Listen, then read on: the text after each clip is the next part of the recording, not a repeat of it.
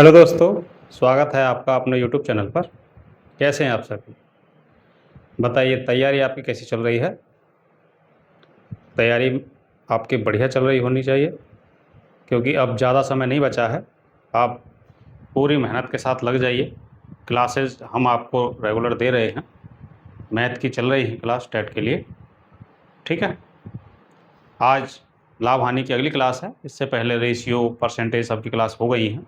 आप उनकी प्रैक्टिस करिए, इसकी प्रैक्टिस करिए, ठीक है। आज के सवाल में हम ये देखने वाले हैं लाभ हानि के में कि कुछ वस्तुओं का क्रय मूल्य कुछ वस्तु के विक्रय मूल्य के बराबर है, या इतने रुपए में इतनी खरीद कर इतने रुपए में इतने की बेच देते हैं, या बेईमान दुकानदार वाले सवाल। या ऐसे बहुत सारे टाइप के सवाल हम आज देखने वाले हैं। चलिए शुरू करते हैं आज का सवाल। देखिए, यदि 8 पेनों का क्रय मूल्य 6 पेनों के विक्रय मूल्य के बराबर है तो लाभ प्रतिशत क्या है? 8 पेनों का क्रय मूल्य 6 पेनों के विक्रय मूल्य। इन वाले सवालों में क्या करना होता है, जैसा वो बोले वैसा रख दो और कंडीशन अपने आप बन जाती है उसमें। देखो, 8 पेन का क्रय मूल्य, तो 8 के साथ क्रय मूल्य लगा दो CP, बराबर है 6 पेन का, 6 पेन लगा दिए के विक्रय मूल्य के, यानी S। बन गई कंडीशन। 8 पेन का क्रय मूल्य बराबर है 6 पेन के विक्रय मूल्य। बस कुछ नहीं करना, CP के नीचे SP ले आओ, तो CP यानी क्रय मूल्य के नीचे विक्रय मूल्य बराबर, इधर तो 6 ऊपर है, इधर से इस संख्या को हटाओ तो नीचे चला जाएगा। बस ये आ गया। आप 2 से काट भी सकते हैं, ये आ जाएगा 3, ये आ जाएगा 4। यानी खरीदी 3 में थी, बेची 4 में है। 3 में खरीद कर 4 में बेच दें तो प्रतिशत लाभ होना चाहिए, यानी लाभ होगा हमारे पास, और प्रतिशत लाभ पूछा भी है। तो प्रतिशत लाभ निकालने के लिए कितने का लाभ हुआ? 1 का। कितने पर हुआ? 3 पर। ये पिछली क्लास में बताया था मैंने। लाभ हानि में जो बेस वैल्यू है जिस पर लाभ हानि होता है या कैलकुलेट की जाती है वो क्रय मूल्य होता है। तो क्रय मूल्य है इसमें 3 × 100, और 1/3 जहाँ देखे उसका मतलब है 33 सही 1/3%।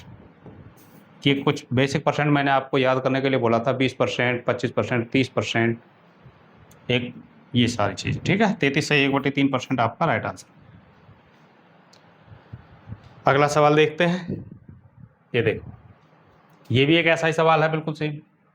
यदि 12 आमों का क्रय मूल्य 16 आमों के विक्रय मूल्य के बराबर है तो प्रतिशत हानि बताइए। कुछ नहीं करना, जैसा जैसा बोले वैसा वैसा रख दो, कंडीशन अपने आप बन जाएगी। देखो, 12 आमों का क्रय मूल्य, तो 12 के साथ CP, C कह सकते हैं केवल क्रय मूल्य के लिए। 16 आमों का विक्रय यानी सेलिंग, तो 16 आमों का सेलिंग, ठीक है। कुछ नहीं करना, क्रय मूल्य के नीचे सेलिंग को ले आओ, तो 16 के नीचे कौन आएगा? 12। काट देते हैं 4 से, 4 चौक 16, 4 तिया 12, ठीक। अब इसका मतलब है कि 4 में खरीदी थी और 3 में बेची थी। मैंने कोई वस्तु 4 रुपये में खरीद कर 3 रुपये में बेची थी, तो मुझे घाटा हुआ, लॉस हुआ। कितने का हुआ? 1 का। तो यहाँ भी लॉस हो रहा है 1 का, तो 1 का घाटा कितने पर? क्रय मूल्य पर। क्रय मूल्य है 4 × 100, 1/4 यानी 25%। नहीं तो 4 से आप भाग भी दे सकते हैं, तब भी आ जाएगा 25%। अदरवाइज आपको डायरेक्ट याद होना चाहिए कि 25% की फ्रैक्शन वैल्यू 1/4 होती है। जहाँ भी 1/4 दिखा मतलब 25%। ऑप्शन नंबर बी ये हमारा राइट आंसर हो जाएगा।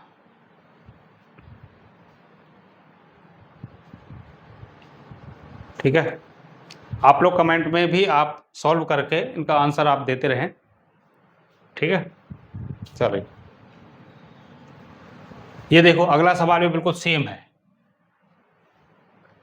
तो ये सवाल तो आप कर लेना, बिल्कुल सेम सवाल। 2 सवाल अभी मैंने जैसे कराए बिल्कुल सेम सवाल ये है कि 50 वस्तुओं का विक्रय मूल्य 42 वस्तुओं का क्रय मूल्य के बराबर है। सीधे सीधे रख दो जैसा जैसा लाइन में कहा है, और उससे आप सवाल सॉल्व कर, ठीक है। इसको आप मुझे कमेंट में इसका आंसर दें, ठीक। अगला सवाल देखो। अब ये वाला जो सवाल है, ये पैटर्न बदल गया सवाल का। 10 रुपए के 6 की दर से केले खरीदकर 6 रुपए में 4 की दर से बेचने पर कितने प्रतिशत का लाभ होगा? ये पूछना, कितने प्रतिशत की हानि होगी? 10 रुपए में 6 की दर से केले खरीदकर 6 रुपए में 4 की दर से बेच दिए। क्या करना है ऐसे सवाल में? यहां लिखो रुपए, यहां लिखो वस्तु। हमने 10 रुपए में 6 खरीदी थी और हम 6 रुपए में 4 बेचना चाहते हैं। ठीक है, तो हमको क्या करना है, इसका इसमें मल्टीप्लाई कर दो तो बन जाएगा CP, यानी क्रय मूल्य। 10 चौक 40 और इसका इसमें मल्टीप्लाई कर दो तो 6 चौक 36, ये बन जाएगा SP 36। तो मुझे ये दोनों बात मिल गई। पहले जो दिया है उसको आप ऐसे रखेंगे, इसका इसमें मल्टीप्लाई करके यहाँ पे जो आएगा वो 10 चौक 40, ये आया CP, इसका इसमें मल्टीप्लाई करके जो आया वो आया SP, यानी विक्रय। अब हम कह सकते हैं कि 40 रुपये में खरीदकर 36 रुपये में हमने कोई चीज़ बेच दी तो हमें नुकसान हुआ। 40 में खरीदकर 36 में बेच दी, नुकसान हुआ 4 का। जबकि नुकसान कितने पर हुआ है? शुरू से बताते चले आ रहे हैं, लाभ हानि के केस में लाभ या हानि की गणना क्रय मूल्य पर की जाती है। तो लाभ हुआ है चाहे हानि हुआ है, किस पर हुआ है? क्रय मूल्य पर। और क्रय मूल्य है 40 पर हुआ है इंटू 100, 4 दाड़े 40, 1/10, और 1/10 का मतलब होता है 10%। 10% की हानि होगी। ऑप्शन नंबर D ये हमारा करेक्ट आंसर हो जाएगा। ये सवाल बहुत बढ़िया सवाल है और ये आपके एग्जाम में आया हुआ भी है। यूपीटेट 2020 में प्राइमरी लेवल पर पूछा गया है। ठीक है, देखिए अगला सवाल। ये भी सेम सवाल है। 25 सेब 250 रुपये में खरीदे गए और 30 सेब 390 रुपये में बेचे गए। लेन देन में लाभ हानि की गणना करिए। ये भी एकदम सेम सवाल है, तो आप इसका आंसर भी मुझे कमेंट बॉक्स में दें। चलिए अगला सवाल देखो। ये देखो, यदि विक्रय मूल्य 2 गुना कर दिया जाए तो लाभ 3 गुना हो जाता है, तब लाभ प्रतिशत क्या होगा? ये सवाल को समझो आप। यूपीटेट प्राइमरी लेवल पर आया है सवाल 2016 के एग्जाम में। यदि विक्रय मूल्य 2 गुना कर दिया जाए तो लाभ 3 गुना हो जाता है, तो लाभ परसेंट क्या होगा? देखिए, पहली कंडीशन उठाइएगा, यदि लाभ विक्रय मूल्य को 2 गुना कर दें, हम विक्रय मूल्य 2 गुना कर दें। मान लीजिए विक्रय मूल्य पहले था 100, हमने 2 गुना कर दिया तो बाद में हो गया 200, तो विक्रय मूल्य 2 गुना कर दिया हमने, SP। विक्रय मूल्य पहले 100 था, बाद में हमने 2 गुना। ऐसा करने पर लाभ जो है वो पहले का 3 गुना हो गया। पहले जितना था उसका 3 गुना हो जाता है लाभ। तो हम मान के चलते कि पहले इस कंडीशन पर लाभ हो रहा था 1 यूनिट, जब हमने विक्रय मूल्य 2 गुना कर दिया तो अब लाभ बनने लगा 3 यूनिट, 3 गुना हो गया उसका। कंडीशन समझ में आई कि नहीं आई? जब हम विक्रय मूल्य को 2 गुना कर देते हैं, 100 से 200 कर देते हैं, तो लाभ हमारा पहले की तुलना में 3 गुना हो जाता है। बात समझ में आई? ये हमारे प्रॉफिट चल रहे हैं, प्रॉफिट, ये हमारे विक्रय चल रहे हैं। विक्रय जब 100 से 200 यानी 2 गुना कर दिया जाता है तो लाभ हमारा पहले की तुलना में 3 गुना हो जाता है। तो अब आप ये देखें, लाभ में अंतर कितने का आया? 3 और 1 में अंतर 2 यूनिट का। जबकि बेचने में विक्रय मूल्य में कितने का अंतर आया? 100 और 200 में 100 का। तो 2 यूनिट का मान 100 है, 2 यूनिट का मान 100 है, तो हम ये कह सकते हैं कि 1 यूनिट का मान कितना आएगा? 50। 1 यूनिट का मान कितना आ जाएगा? 50। अब आप यहाँ से 1 यूनिट का मान निकाल लें, क्योंकि लाभ कितना? 1 यूनिट, और 1 यूनिट का मान हमें मिल गया 50, तो इसका मतलब लाभ कितने का है इसमें? 50 का। अगर हमने 100 में कोई चीज़ बेची है जिसमें 50 का फायदा है, तो वो खरीदी कितने की गई होगी? 50 की, क्योंकि 50 में 50 का ही फायदा लेंगे तभी तो 100 में बिकेगी। बात समझ में आएगी नहीं? इसका मतलब ये क्या मिल गया हमें? क्रय मूल्य।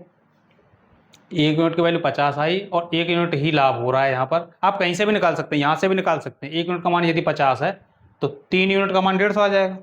और 200 में कोई चीज़ बेची है जिसमें 150 का फायदा है, इसका मतलब 50 में खरीदी होगी। तो यहाँ से भी हम क्रय मूल्य निकाल सकते हैं और यहाँ से भी निकाल सकते हैं, चाहे इस रास्ते से चाहे इस रास्ते से।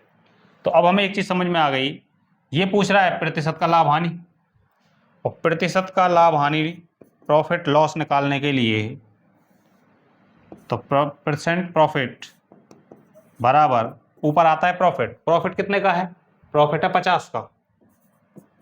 किस पर है? 50 पर, इंटू 100। 50 से 50 पूरा कट गया, 100% का लाभ हो गया।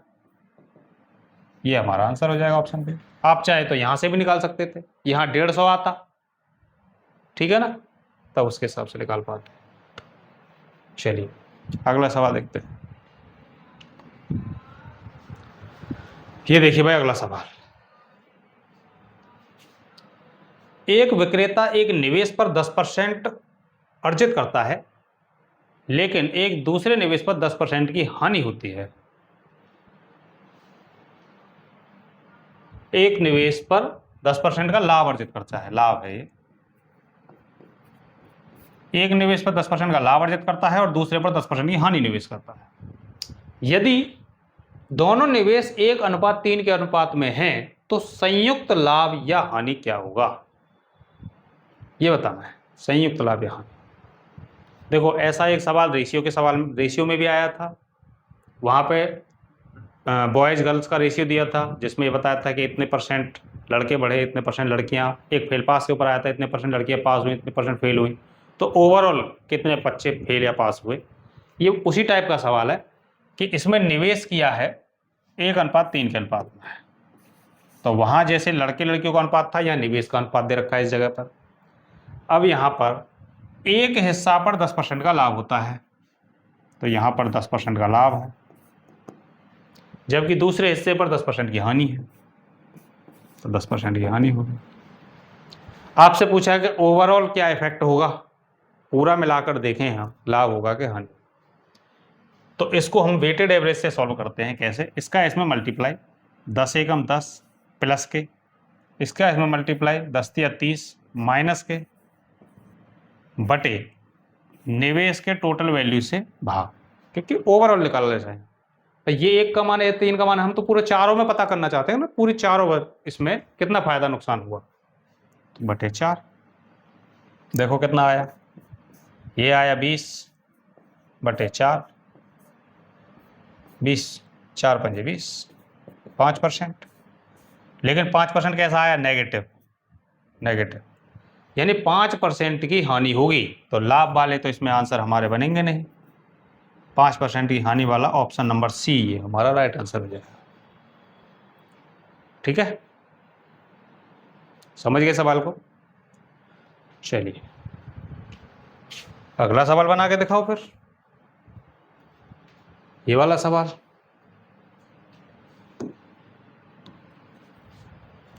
जतिन एक वस्तु को उसके मूल्य से 10% कम पर खरीदता है और उसके मूल्य से 10% ज्यादा पर बेच देता है। यानी कि एक्चुअल में जितनी की वस्तु है उससे 10% और भी कम पर खरीद के लेके आया, और जितने की वस्तु थी उसके हिसाब से 10% ज्यादा में बेच दी। आपको बताना है कि प्रतिशत लाभ या हानि क्या होगा। और ये सवाल भी आपका 2 बार 2017-2022 के एग्जाम में यूपीटेट जूनियर लेवल पर आया है, ये सवाल है ना।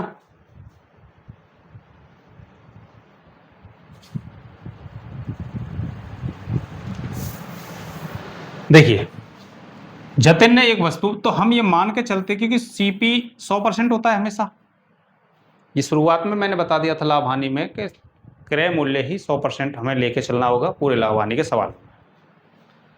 तो 100% की अगर वो मान लो कोई वस्तु थी या 100 यूनिट की थी, यूनिट मान लो, तो उसने 10% कम में तो खरीदी, वो इतने में क्रय करता, लेकिन इतने में भी नहीं किया, उसने उससे भी 10% कम में किया। तो 100 का 10% 10 ही होता है, तो 10 कम में खरीद के लाया, इसका मतलब वो लाया 90 में खरीद कर। ठीक है, और उसके मूल्य से 10% ज़्यादा में बेच दिया, और इसी मूल्य से 10% में खरीदा और इसी मूल्य से 10% ज़्यादा में बेच दिया। अब 10% ज़्यादा 10 ही होता है, 10% ज़्यादा कितना हो गया, 100 में 10 जोड़ेंगे 110। तो कंडीशन बनी ये कि खरीदा इतने में था 10% कम में, और 10% ज़्यादा में बेच दिया, यानी बेचा इतने में था। खरीदा तो इतने में था और बेचा इतने में था। आपसे पूछा है प्रतिशत लाभ हानि, और प्रतिशत लाभ हानि जब प्रतिशत में निकालनी हो तो हम रेशियो ले सकते हैं, हमें एग्जैक्ट डाटा की जरूरत ही नहीं है। तो हम ये कह सकते हैं कि 9 रुपये का सामान था, 11 में बेच दिया, फायदा हुआ 2 रुपये का। यहाँ भी वैसे फायदा ही कह रहा है, लाभ। अगर वो ये कहता लाभ या हानि तो हम समझ जाते कि लाभ हुआ है। लाभ हुआ है कितने का, 2 का। कितने पर हुआ है, क्रय मूल्य पर निकालते हैं ये बात हम, 9 पर इंटू 100।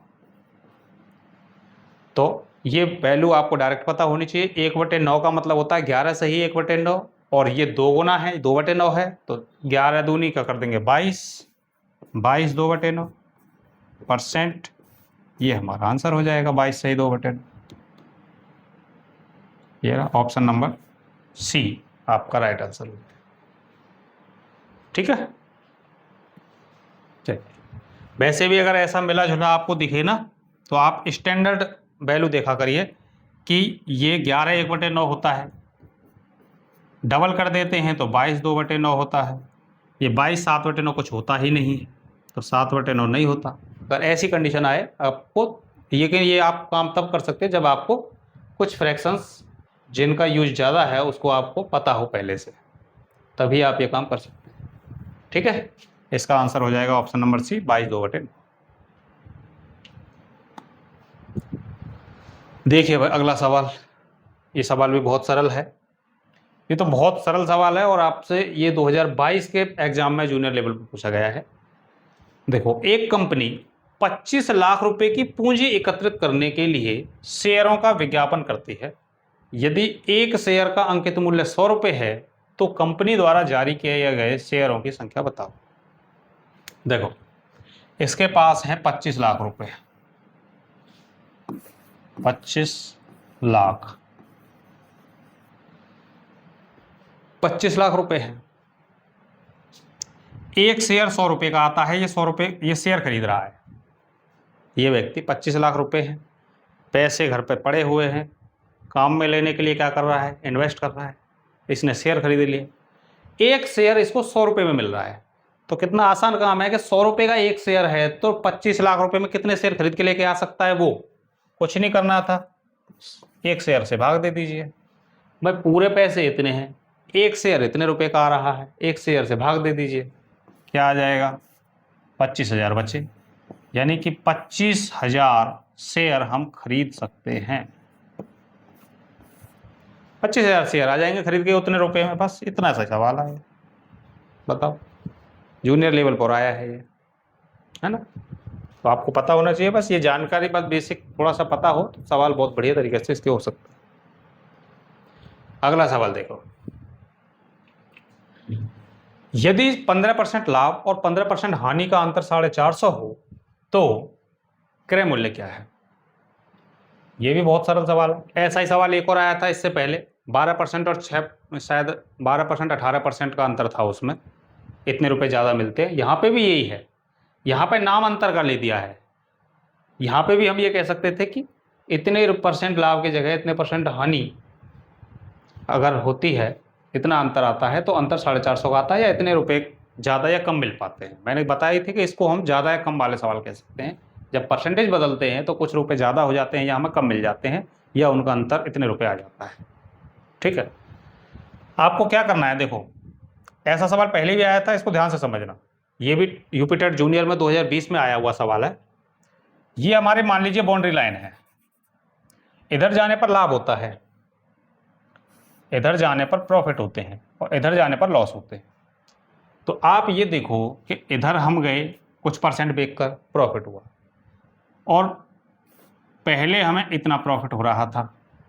मान लीजिए आज हमें 15% प्रॉफिट हो रहा है और पहले हमें 10% प्रॉफिट हो रहा था, तो हमें फ़ायदा कितने का हुआ, यहाँ तक तो दोनों बराबर हैं। ये जो एक्स्ट्रा है 5%, यही 5% का प्रॉफिट हमें एक्स्ट्रा हुआ है, इसी की वजह से पैसा हमें ज़्यादा मिलेंगे।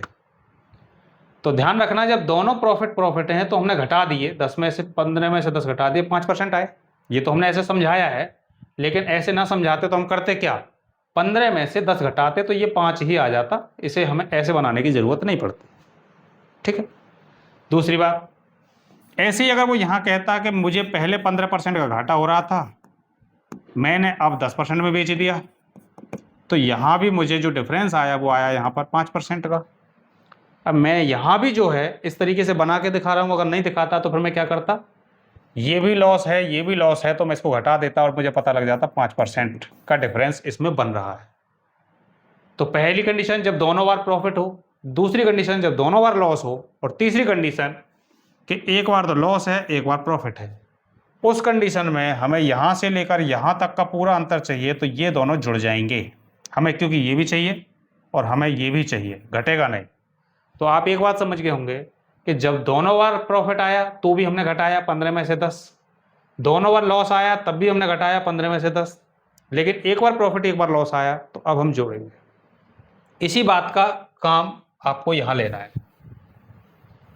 देखो 15% का लाभ और 15% की हानि का अंतर, तो 15% लाभ यानी इधर और 15% हानि यानी इधर, तो मुझे कितना चेंज मिला, हमें 15 ये और 15 यानी 30% का चेंज मिला। कितने परसेंट का चेंज मिला, 30% का। तो मैं ये कह सकता हूँ 15% लाभ और 15% हानि का जो चेंज है, जो पूरा अंतर है, कितने का अंतर है, 30% का, जबकि अंतर है 450 का। 30% की वैल्यू 450। सवाल इतना बड़ा नहीं है, ये बात समझना ज़्यादा इंपॉर्टेंट है कि 30% कैसे बनता है। एक बार 15% का लाभ एक बार 15% की हानि, तो 30% की वैल्यू ये हो गई, ठीक है। तो इससे हम निकाल लेते हैं, 0 से 0 कट गया, 3 से 15 या 45, 15 बार, तो 1% की वैल्यू क्या आ गई हमारे पास, 15 रुपये। आपसे पूछा क्रय मूल्य बताओ, और क्रय मूल्य कितना होता है, 100%। तो हम 2 जीरो इधर लगा देते हैं, अब 100 बन गया, तो 2 जीरो इधर भी लगानी पड़ेंगी, 1500 बन गए। तो हम कह सकते हैं कि 100% का मान 1500 है, और 100% को ही हम क्रय मूल्य कहते हैं। तो क्रय मूल्य कितना रुपये आ गया, 1500 रुपये। ऑप्शन नंबर सी ये हमारा आंसर बन जाएगा, ठीक है। चलिए अगला सवाल, ये सवाल देखो, राजू ने रवि को 10% के लाभ पर एक वस्तु बेची, रवि ने रामू को 10% की हानि पर यह वस्तु बेची। यदि रामू ने रवि को 1485 रुपये का भुगतान किया तो राजू ने रवि को किस मूल्य पर वस्तु बेची। देखो इस टाइप के जो सवाल आते हैं उनको हम एक नाम देते हैं फर्स्ट एंड लास्ट। फर्स्ट आदमी से शुरू होती है, बिकती गई बिकती गई बिकती गई और किसी लास्ट व्यक्ति तक पहुंचती है। ऐसे सवालों में ज़्यादातर आपको ये होगा कि पहला व्यक्ति ने इतने में खरीदी तो बताओ लास्ट वाला कितने में खरीदेगा, या ये कह देगा लास्ट वाले ने इतने में खरीदे बताओ पहले वाले ने कितने में खरीदा। इस तरीके से सवाल को यूज करते हैं। जैसे मैं कह सकता हूँ कि फर्स्ट व्यक्ति ये था, इसने कुछ % लाभ हानि पर दूसरे को सरका दिया आगे की तरफ, दूसरे ने तीसरे को सरका दी, तीसरे ने चौथे को सरका दिया, और ऐसा करते करते लास्ट आदमी ने कुछ रुपए दिए और ले ली। तो हम कह सकते हैं इसे फर्स्ट एंड लास्ट, याद रखेंगे। ऐसे अब इसमें कंडीशन ये होती है या तो इस वाले का देगा या तो इस वाले का देगा, कि भाई फर्स्ट ने इतने में खरीदी तो लास्ट की बताओ, या ये कह देगा लास्ट ने इतने में खरीदी बताओ फर्स्ट वाले ने कितने में खरीदी। बाकी ये परसेंटेज चल रहा है, इसमें बीच में जितने भी चल रहे हैं सब परसेंटेज चल रहे हैं। कैसे यूज करेंगे, देखो राजू ने 10% के लाभ पर वस्तु बेच दी। 10% का मतलब होता है 1/10, पॉजिटिव लाभ पर बेची है। राजू ने रवि को बेची और रवि ने रामू को बेची थी 10% की हानि पर। अब यहाँ 10% की हानि हो गई, जिसका मतलब है माइनस का 1/10, ठीक है। और रामू ने रवि को 1485 रुपये का भुगतान किया। तो रामू लास्ट आदमी है, तो यानी कि लास्ट वाले की वैल्यू हमें दी है। देखो राजू से गई रवि पर, रवि से गई रामू पर, और रामू ने इतने रुपए दे दिए, तो रामू लास्ट आदमी हुआ। तो हम यहाँ कह सकते हैं कि पहले व्यक्ति की तो हमें नहीं पता, पहला व्यक्ति यानी रवि ने किस मूल्य पर खरीदी थी, किस मूल्य पर वो वस्तु आगे बेची थी, तो हमें रवि वाले की वैल्यू निकालनी है फर्स्ट पर्सन की, तो पहले की। 10% के लाभ पर बेची, 10 का लाभ, 10 पे 1 का लाभ लेकर, यानी कि 11/10 में बेच दी। ये पहली कंडीशन बन के आ गई यहाँ। फिर अगले ने 10% की हानि पर 10 पे 1 का नुकसान उठा लिया, तो 9/10 में आगे सरका दी उसने। ये दूसरा केस आ गया, 2% आए हैं। पूरे सवाल में 2 ही इस्तेमाल क्यों है? अगर आगे भी बेचता किसी को तो यहाँ आते रहते, और यहाँ पर लास्ट आदमी आ जाता। 1485 रुपये में लास्ट वाले व्यक्ति ने भुगतान कर दिया। ये बात समझ में आ गई कि नहीं आई? फर्स्ट पर्सन कुछ परसेंट पर दूसरे को, कुछ परसेंट लाभ हानि पर तीसरे को, और तीसरे व्यक्ति ने पैसा दे दिया। बात समझ गए होंगे ठीक से? देखिए अब हल कर लेते हैं। देखो इसको काटते हैं, पहले 9 से काट लेते हैं। ये आ जाएगा आपका 9 एकम 9, 5, 9 छिक्की 54, 4, 9 पंजे 45। ये कट गया। 11 से काट लेते हैं, 11 15, बस 15 में डबल जीरो लगा दीजिए, ए की वैल्यू आ जाएगी 1500। यानी कि रवि ने किस मूल्य पर बेची होगी? 1500 रुपये में। ऑप्शन नंबर बी ये हमारा करेक्ट आंसर है। ठीक है, देख लीजिए एक बार सवाल, बहुत बढ़िया सवाल है, और इसका पैटर्न याद रखना जैसे मैंने समझाया है, इसी पैटर्न के आधार पर सवाल आएंगे। देखो अगला, ये भी ऐसा ही है। रवि ने एक कुर्सी मोहन को बेची। रवि से गई मोहन पर 10% के लाभ, मोहन से गई गोविंद पर, मोहन ने गोविंद को बेच दी 20% लाभ पर। और यदि गोविंद ने इसके लिए 1320 रुपये का भुगतान किया तो रवि ने कितने रुपए में क्रय की थे? तो आप ये देखो, रवि पहला आदमी था और रवि के लिए पूछा गया है, इसका मतलब ये फर्स्ट व्यक्ति की पूछ रहा है, लास्ट व्यक्ति का दे दिया है गोविंद का। तो हम ये कह सकते हैं फर्स्ट व्यक्ति इंटू 10% का लाभ, यानी 11/10। अब तो समझ गए होंगे 10% को हम 11/10 क्यों लिख पा रहे हैं। 10% का फायदा उस पर हुआ है। 10% का मतलब होता है 1/10, यानी 10 में 1 का फायदा लेकर बेच दी, यानी 11/10 में बेच दी उसने। ठीक है ना? तो 10% के लाभ पर बेच दी, फिर 20% के लाभ पर बेच दी। 20% का मतलब होता है 1/5, यानी 5 में 1 का फायदा करके, यानी 6/5 में बेच दी। ए ने 10% के लाभ पर आ गए, इसने 20% के लाभ पर आ गए, और लास्ट व्यक्ति ने 1320 रुपये का भुगतान किया। बात समझ गए? इतना ही बनाने का इसमें मेन बात थी। बाकी तो आप ये सवाल में कोई कुछ है नहीं ज़्यादा, आपको बस इतना ही समझना है कि फर्स्ट एंड लास्ट रूल कैसे इस्तेमाल किया जाता है। ठीक है, 11 से काट लेते हैं इसे। 11 12 132 होता है, 0 120। इससे काट लेते हैं, 6 दूनी 12 20, बस गुणा कर लेते हैं, 20 पंजे 100, तो ये हो गए, 1 0 और आ गए, 1000 रुपये। Option number C, option number B 1000 रुपये आपका राइट आंसर हो जाएगा। ठीक है भाई, लाभ हानि के सवाल समझ में आ रहे हैं ना? बहुत बढ़िया सवाल हैं ये, और ये एग्ज़ाम रिलेवेंट सवाल हैं, जो लगभग इसी तरीके के सवाल आए हैं वो भी लेके आए हैं इसमें हम, और जो बन सकते हैं उसी पैटर्न के आधार पर, ये वो सवाल। ठीक है, प्रैक्टिस करना है इनकी। अगला सवाल देखो, ये भी फिर सेम सवाल आ गया। ए ने बी को इतने रुपए में टेलीविज़न भेजा, उसने 19% की हानि पर, 19% की हानि हुई, बी ने इसको सी को बेच दिया, तो बताओ, और ए ने 17% का लाभ होता है। आपको यही सवाल करके मुझे कमेंट बॉक्स में बताना। ये सवाल देखो अब अगला,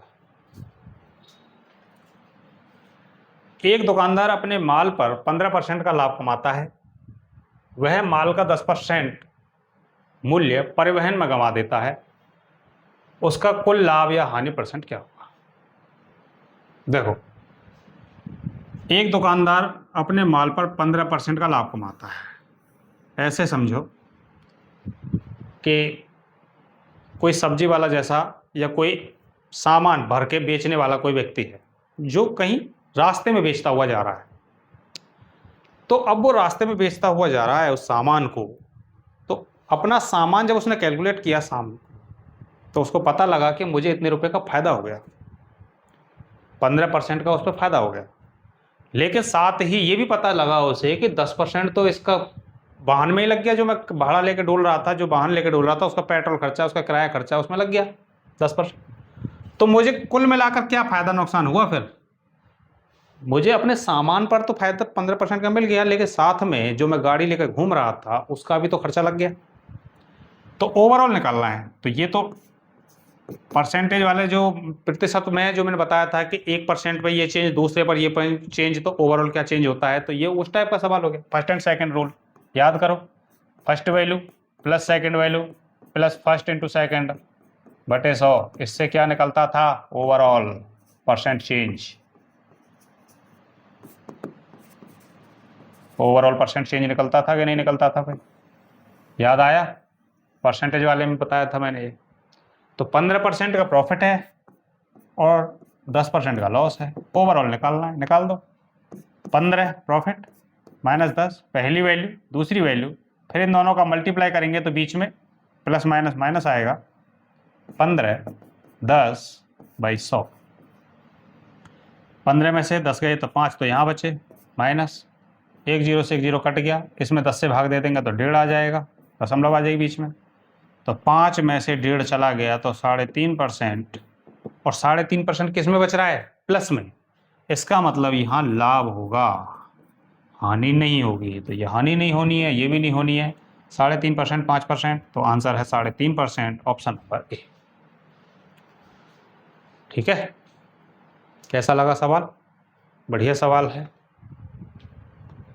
अगला देखो, एक वस्तु को 20% लाभ पर बेचा गया, यदि उस वस्तु का क्रय मूल्य 50 रुपये बढ़ जाए और विक्रय मूल्य भी उसी समय 30 रुपये बढ़ जाए, तो लाभ 3 कम हो जाता है, तो क्रय मूल्य क्या होगा?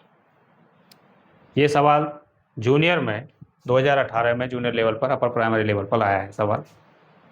देखो क्या होगा। एक वस्तु को 20% के लाभ पर बेचा गया, यदि देखो अगर वस्तु 100 की थी और 20% के लाभ पर बेचा गया तो 120 रुपये की होगी, या 20% का लाभ है। ठीक है, अब क्या कह रहा है? यदि वस्तु का क्रय मूल्य 50 रुपये बढ़ जाए। अब यहां पे याद रखना, ये जो वैल्यू चल रही है वो यूनिट्स में है, रेशियो में है, और ये है रुपए, 50 रुपये बढ़ गया। अब इसमें हम क्रय मूल्य में 50 रुपये तभी बढ़ा सकते हैं जब ये भी एक एग्जैक्ट वैल्यू बने। अभी तक ऐसा केस नहीं आया था, रुपए नहीं बढ़वाए गए थे, तो रेशियो में रुपए हम नहीं जोड़ सकते। आप ये सोचेंगे 100 में मैं 50 जोड़ दूं 150 हो जाएंगे, नहीं, ऐसा नहीं कर सकते। तो मैं ये कह सकता हूं कि इनकी एग्जैक्ट वैल्यू या तो 100x और इसकी 120x होगी। अब ये रुपए बन गए, अब ये यूनिट नहीं रही। तो इतने रुपए में मैं 50 रुपये क्रय के बढ़ गए, तो बढ़ने के बाद कितना हो गया? फिर 100x + 50 हो गए, और विक्रय मूल्य भी उसी समय 30 रुपये बढ़ गया, तो अब ये भी 30 बढ़ गया है, तो ये 120x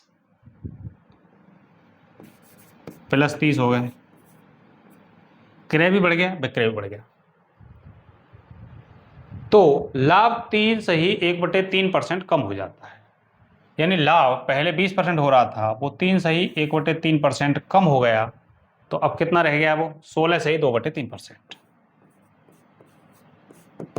इतना रहेगा बस। तो आपको बताना है क्रय मूल्य क्या होगा। तो अब इसी कंडीशन का यूज कर लीजिए कि ये हमारे पास क्रय है, ये लाभ है, ये विक्रय है। लगा दीजिए, कैसे लगाना है? 16 से ही 2/3% की वैल्यू कितनी होती है? 16 × 48 और 2 50/3%, और जब परसेंट हटाते हैं तो क्या लगता है नीचे? 100, 50 दूनी 100, 1, तो 1 ऊपर और नीचे आया 6, तो हम ये कह सकते हैं कि 16 से ही 2/3 का मतलब होता है 1/6। ठीक है, 1/6 का लाभ है। तो क्रय मूल्य 100x + 50 पर कितने का लाभ? 1/6 का। तो यहाँ पर 1 + 1/6, 1 क्यों आया? 100% की जगह पर, क्योंकि अगर जैसे 20% होता, 20% का लाभ, तो हम 120 लिखते हैं 100 जोड़कर। ऐसे ही अगर रेशियो में है तो हम 1 जोड़कर लिखेंगे। 1 का मतलब ही 100% होता है। जैसे हम यहाँ लिखते 100 और यहाँ लिखते ये 16 से ही 2/3, तब इनको हम जोड़ के जब हम इसको हल करते तो 100 का तो बनता 1 और इसका बनता 1/6। ठीक है, इसलिए ऐसा लिखा गया है।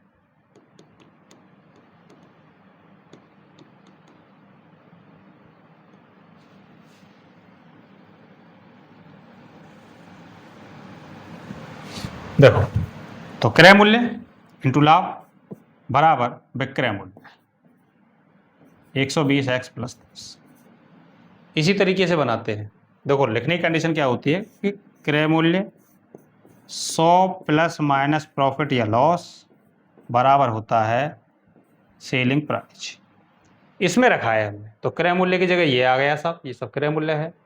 लाभ की जगह 100 प्लस यानी 100 का मतलब 1 और इसकी रेशियो वैल्यू ये, और विक्रय मूल्य की जगह ये। तो इस फॉर्मूले में हमने इसको रख दिया। अब हल कर लेते हैं, बस कुछ नहीं करना। 1 प्लस 1/6 की वैल्यू होती है 6 कम 6 और 1 7/6।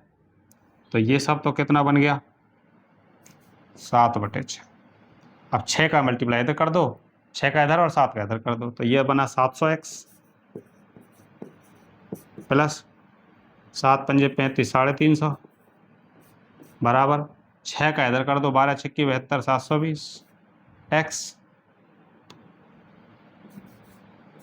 प्लस और 6 × 18 180। ठीक है, घटा देते हैं x को एक साइड, बिना x को एक साइड। 720x में से 700x अगर चले गए तो बचे 20x, और 350 में से 180 चले गए तो बचे 170। ठीक है ना? ठीक, तो 0 से 0 कट गया। तो 2x की वैल्यू कितनी आई 17। 2x की वैल्यू आ गई 17। हम 1x का मान नहीं निकाल रहे, क्यों? क्योंकि हमें क्या निकालना है क्रय मूल्य। क्रय मूल्य है कितना 100x, ये कि यही तो क्रय मूल्य है 100x। हमें निकालना है 100x का मान, तो 2x का मान तो हम पे है ही, 2x का मान 17 है। तो 100 बनाने के लिए क्या कर दूं मैं इसे 50 से गुणा कर दूंगा, तो 50 दूनी 100x बन जाएगा क्रय मूल्य। तो जब 50 से इधर गुणा किया तो 50 से इधर भी कर देंगे, 17 पंजे 85 या 850। ये हमारा आंसर हो जाएगा 850 रुपये, ऑप्शन नंबर सी। ठीक है, बहुत बढ़िया लेवल का सवाल है। सोचना ज़्यादा है इसमें, इतने रुपए बढ़े, फिर ये जो वैल्यू घटी ये किस में से घटी, इस तरीके से। और ये जूनियर लेवल पर पूछा गया सवाल था।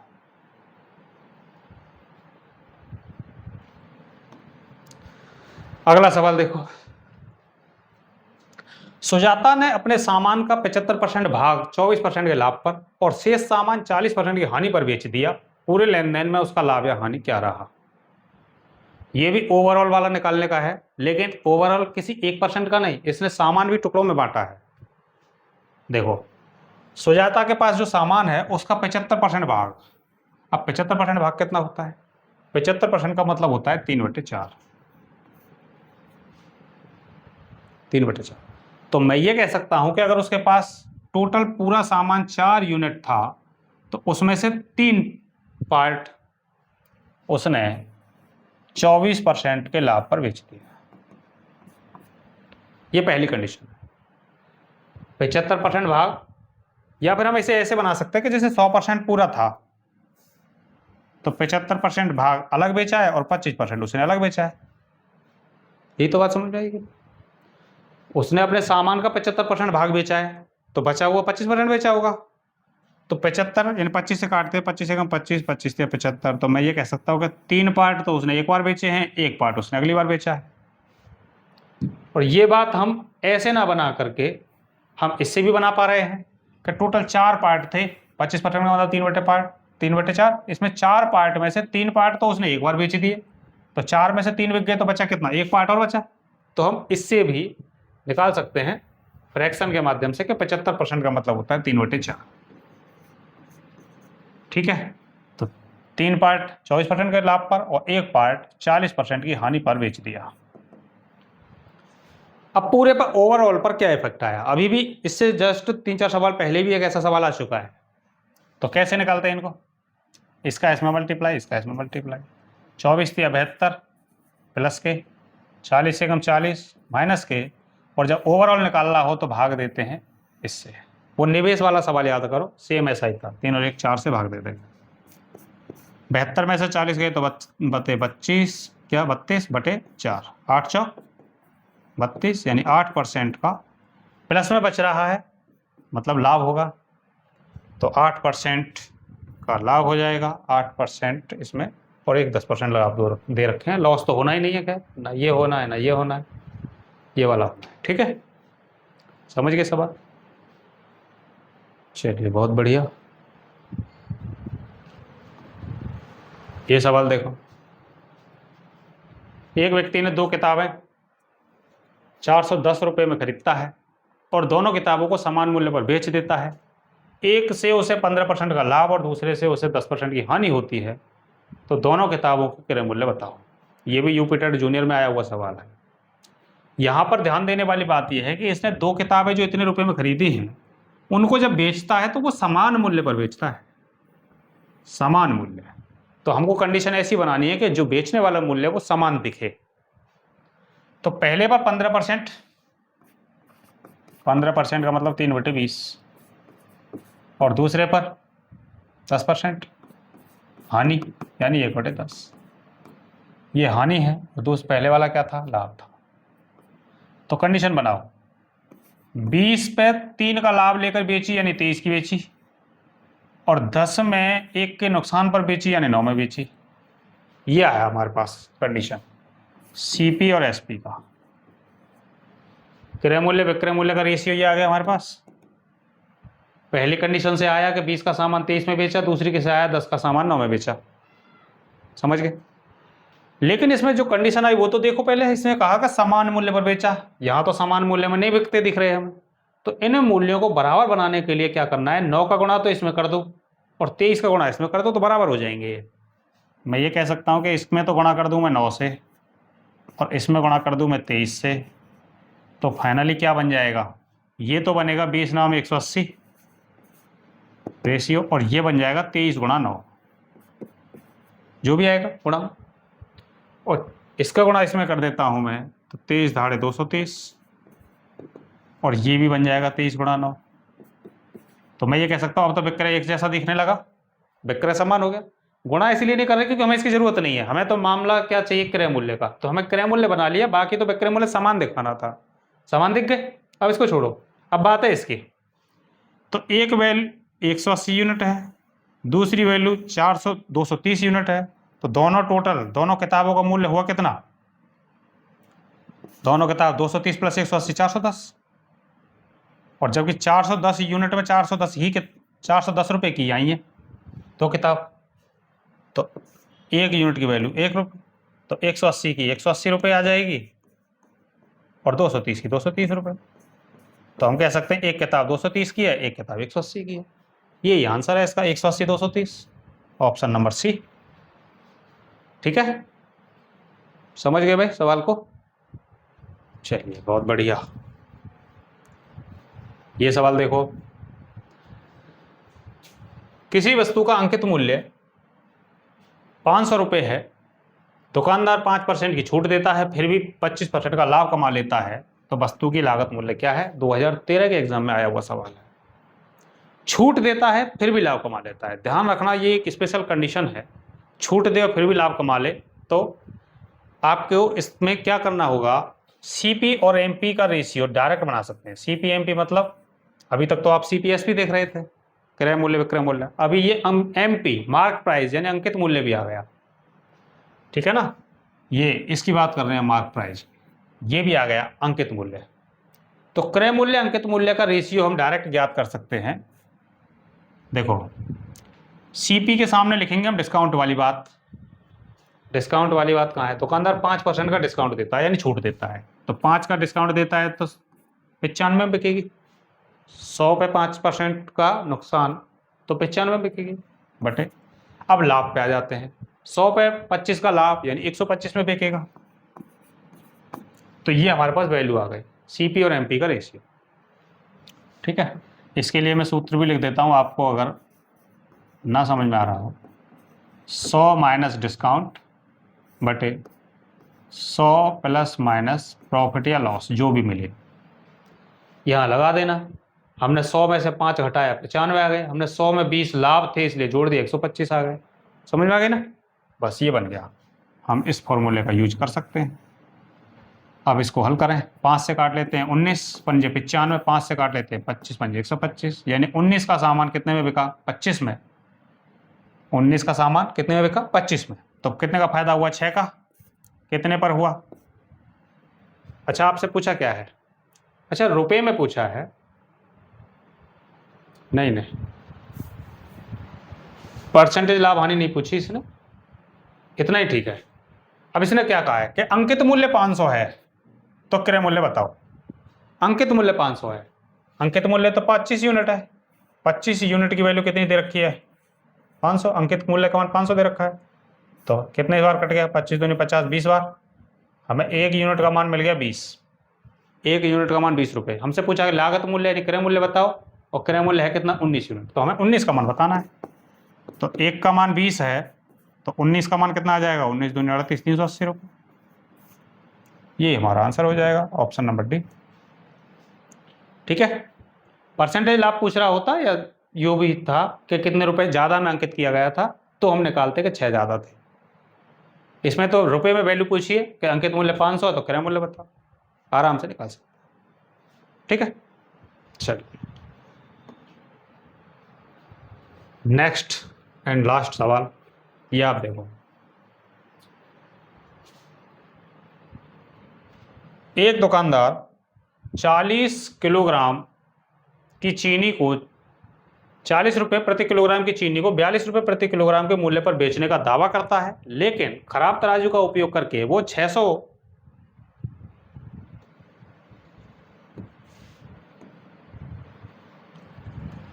ग्राम के स्थान पर 550 ग्राम बाट का प्रयोग करता है, तो प्रतिशत लाभ हानि बताना है आपको। प्रतिशत लाभ हानि क्या होगा? ये है भाई साहब, 600 ग्राम के स्थान पर 550 ग्राम का यूज करता है। तो देखो वो ये कह रहा है कि भाई देखो 40 रुपये किलो चीनी आई है, मैं 42 के रेट से आपको बेच रहा हूँ। मेरे पास 40 के रेट की आई है, 40 रुपये प्रति किलो थी, और मैं 42 रुपये के हिसाब से बेच रहा हूँ। लेकिन कर क्या रहा है? 600 ग्राम के स्थान पर 550 ग्राम ही दे रहा है, तो 550 ग्राम यहाँ दे रहा है और 600 उसको दिखा रहा है। ठीक है, तो इससे फायदा होगा उसको। देखो क्या होगा, 0 से यहाँ एक 0 कट गई। अब क्या होगा, 5 से काट लेते हैं 11, 5 से काट लेते हैं 12, और 2 से काट लेते हैं 21, 2 से काट लेते हैं 20, 2 से और 10, 2 से और काट लेते हैं 6, 5, 3, तो ये आया 11 पंजे 55 रेशियो, यहाँ पे आया 21 या 63। तो आप एक तरीके से ये देखिए कि 55 का सामान वो 63 में बेच रहा है, तो फायदा हुआ। कितने का हुआ? 8 का। कितने पर हुआ? 55 पर इंटू 100। काट लेते हैं 5 से 11, 5 से काट लेते हैं 20, 20 अट्ठे 160 बटे 11, भाग देते हैं 11 एकम 11, 5 50, 11 चौक 44, 14 पॉइंट। देखो 14 पॉइंट कौन सा है? 15 पॉइंट, 15 पॉइंट, 16 पॉइंट, ये है 14 पॉइंट।